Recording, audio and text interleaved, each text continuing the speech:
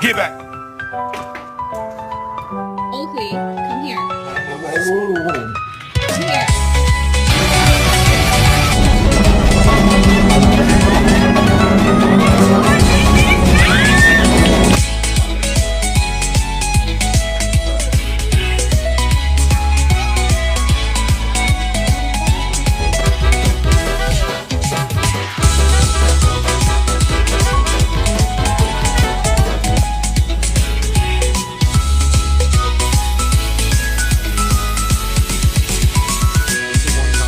You have way too fucking many of those.